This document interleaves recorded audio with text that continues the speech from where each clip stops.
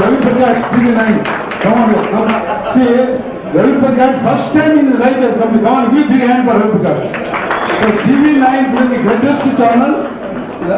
Ramu.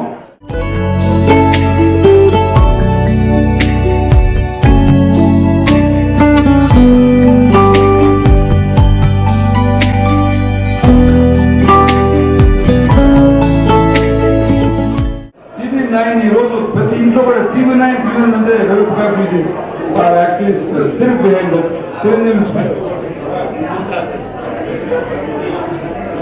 ప్రతి వాళ్ళు అంటారు వెనకాల ఏ అడ్రస్ లేకుండా ఇక్కడికి వచ్చేసి నువ్వే పెద్ద చిరునామా అయిపోయావు అని నన్ను అంటుంటారు. కానీ నేనంటాను రవి గారు ఒక మామూలు స్థాయి నుంచి వచ్చి ఈ రోజున ప్రతి ఒక్కళ్ళ తనలో నాలుకలా అయ్యి ఒక సెలబ్రిటీ స్టేటస్ అనుభవిస్తూ TV9 తలమానికంగా నిలబడింది, నెంబర్ 1 స్థాయిలో నిలబడినట్టు.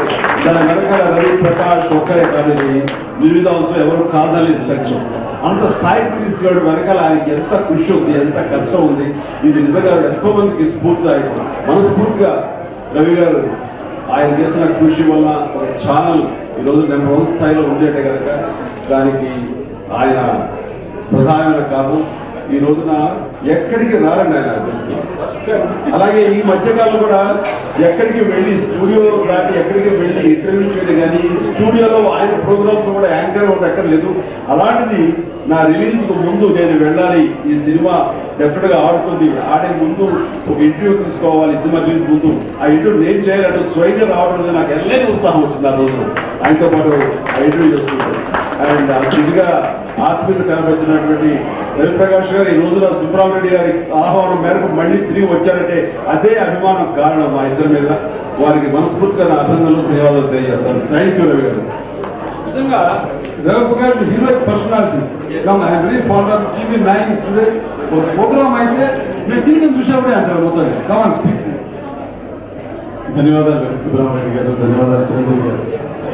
ఈరోజు ఇద్దరు యువకులతో పాటు ఈ వేదిక మీద నేను సుబ్రహ్మణ్య గారు, చిరంజీవి గారు తెలుగు జాతికి స్ఫూర్తిగా ఈరోజు నిలుస్తున్నారు. తెలుగు ప్రజానీకం నిత్య యవ్వనంలో ఏ విధంగా నిలబడాలి, నిత్యం ఉత్సాహంగా ఏ విధంగా నిలబడాలనే విషయాన్ని గురించి తెలియజేస్తున్నాను. ముఖ్యంగా నేను చిరంజీవి గారికి అభినందనలు తెలియజేస్తున్నాను. ప్రపంచవ్యాప్తంగా తెలుగువాడి సత్తాన్ని ఈరోజు చిరంజీవి చాటి చూపించారు. తెలుగు సినిమా శక్తి ఏంటి, తెలుగు మాధ్యమం శక్తి ఏంటని ప్రపంచవ్యాప్తంగా చాటి చెప్పారు. చిరంజీవి ఇదే విధంగా అనేక విజయాలను అందుకోవాలని, అనేక ప్రయోగాలు చేయాలని ముందు ముందు ప్రపంచ ప్రజానీకానికి తెలుగువాడి సత్తా ఏంటో రుజువు చేయాలని నిరూపించాలని కోరుకుంటున్నాను. జీవితం చాలా మందికి వరం,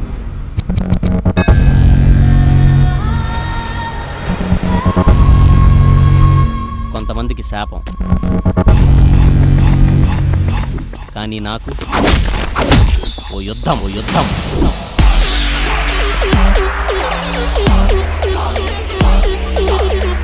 యుద్ధం అంటే ఎదురుగా ఉన్న శత్రువుతో కాదు,